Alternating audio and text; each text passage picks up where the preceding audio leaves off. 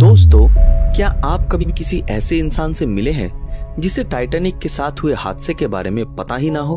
असंभव। यहाँ तक कि अगर आप किसी 10 साल के बच्चे से भी पूछें तो वो भी आपको इस विशालाकाय जहाज के साथ हुई घटना के बारे में एग्जैक्टली बता देगा। ये कहानी है ही कुछ ऐसी। मगर कुछ सर्वाइवर्स के मुताबिक टाइटैनिक के डूबने का कारण कोई आइसबर्ग नहीं बल्कि कुछ और ही था। आज हम उन्हीं में से एक सर्वाइवर्स की कहानी का जिक्र करेंगे, जिससे हमें ये मालूम चलेगा कि आखिर उस शापित रात को असल में क्या हुआ था। तो चलिए बिना वक्त गवाए शुरू करते हैं। वैगिनेक ब्यूरट, जो एक 25 साल के नौजवान राइटर थे, उन्होंने ये बयां किया है कि उस रात टाइटैनिक के साथ क्या हुआ था, जो साउथहैम्पटन इंग्लैंड से न्यूयॉर्क की यात्रा कर रहा था। वैगिनेक भी बाकी सभी लोगों की तरह बहुत एक्साइटेड थे टाइटैनिक की यात्रा करने के लिए, जो लोगों को एक नई दुनिया की सैर कराने वाला था, जिसके बारे में पूरी दुनिया बात कर रही थी। वैगिनेक भी अपनी एक्साइटमेंट के साथ उस दिन पोर्ट पे पहुंचे, बड़े अच्छे से बन सवर के। उन्होंने उस समय के सबसे लेटेस्ट स्टाइल के चश्मे और कैप भी पहनी थी, जो उस समय यूएस में काफी ट्रेंडिंग थी। टाइटैनिक पे वैगिनेक का कैबिन नंबर था 804, जिसमें उनके साथ 3 और लोग रहने वाले थे, जिसमें 2 इंग्लिशमैन और एक फ्रेंच मैन भी था, जो कि वैगिनेक और मॉरन एक ही उम्र के थे और वैगिनेक बहुत अच्छी फ्रेंच बोल पाते थे, इसलिए दोनों के बीच बहुत अच्छी दोस्ती भी हो गई। हर रात की तरह 14 अप्रैल की रात को भी वो दोनों लेट से सोने के लिए गए। ठीक आधी रात के कुछ समय पहले एक बड़े धमाके की आवाज से सबकी नींद खुल गई और लाइट भी चली गई थी। ये धमाका इतना जबरदस्त था कि जिसके झटके से अंग्रेज बंदा जमीन पर आ गिरा, मानो किसी ने उसे धक्का दिया हो, और बाकी के लोगों को भी थोड़ी बहुत चोटें आई। थोड़ा संभलने के बाद वो सारे लोग अपनी केबिन से बाहर आए और बाहर आकर उन्होंने जो देखा वो नजारा दिल दहला देने वाला था। एक तरफ जहाज डूब रहा था, दूसरी तरफ लोग अपनी जान बचाने के लिए किसी भी तरह लाइफ बोट्स पे जाने की कोशिश कर रहे थे। लाइफ बोट्स को भेजा जा रहा था, लेकिन वो सिर्फ बच्चे और औरतों के लिए ही था, और अगर कोई मर्द उसमें जाने की कोशिश कर भी रहा था तो उसे गोली से डराकर भगा दिया जा रहा था।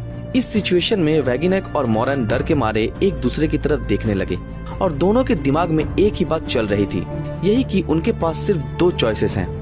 पहला कि वो इस डूबते जहाज में ही रुक जाएं और मौत को चुपचाप गले लगा लें, और दूसरा कि एक आखिरी कोशिश करे अपनी जान बचाने की और पानी में छलांग लगा दे। दोनों ही जीना चाहते थे और दोनों को ही तैरना अच्छी तरह से आता था, सो चॉइसेस तो एक ही थी। मॉरन ने बड़ी मुश्किल से 2 लाइफ जैकेट्स का जुगाड़ कर लिया और दोनों ने लाइफ जैकेट पहनकर पानी में छलांग लगा दी। लेकिन छलांग लगाते ही दोनों एक दूसरे से अलग हो गए, एक बड़े से वेव के चलते, जिस कारण ये दृश्य उनके लिए और भी डरावना बन गया, क्योंकि किसी के साथ होने से बड़े हादसे को भी झेलना आसान हो जाता है, लेकिन अकेले ऐसे दुर्घटना का सामना करना और भी कठिन हो जाता है। उस रात नॉर्थ अटलांटिक महासागर का तापमान -2 डिग्री सेल्सियस के आसपास था, जो जमा देने वाला था। वैगिनेक, जो अपनी जवानी के जोश में इस जमा देने वाली ठंडे पानी में तैरने की कोशिश कर रहे थे, लेकिन कितनी देर, धीरे धीरे वो कमजोर पड़ने लगे और हाथ पैर मारने के काबिल भी नहीं रहे, और ऐसे में उन्होंने अपनी लाइफ जैकेट भी खो दी थी। अब ऐसे सिचुएशन में उनके बचने का बस एक ही उपाय बचा था, और वो था कि अगर कोई लाइफ बोट आके उनकी जान बचा ले। धीरे धीरे वो बेहोश होने लगे और डूबने लगे, लेकिन उसी वक्त वो किसी चीज से टकराए। अरे ये क्या, ये तो कोई लाइफ बोट था।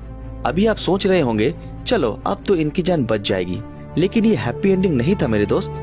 वो लाइफ बोट पहले से ही पैसेंजर से भरा पड़ा था, और उसमें सवार लोग वैगिनेक को बचाने की जगह उसे बोट से दूर ढकेल रहे थे, ताकि वो बोट में ना चढ़ पाए। वो उन लोगों से दया की भीख मांगने लगा, लेकिन लोगों को उस पर जरा सा भी रहम नहीं आया।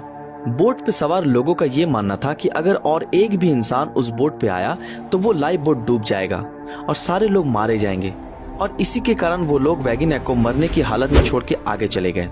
इसके बाद जो हुआ उसकी कल्पना कोई नहीं कर सकता, मानो एक चमत्कार हुआ। वैगिनेक की जब आंख खुली तो उन्होंने खुद को जिंदा एक अलग शिप पे पाया, और शिप थी कार्पेथिया, वही शिप जो टाइटैनिक से बचे भाग्यशाली लोगों को लेकर न्यूयॉर्क की तरफ जा रहा था।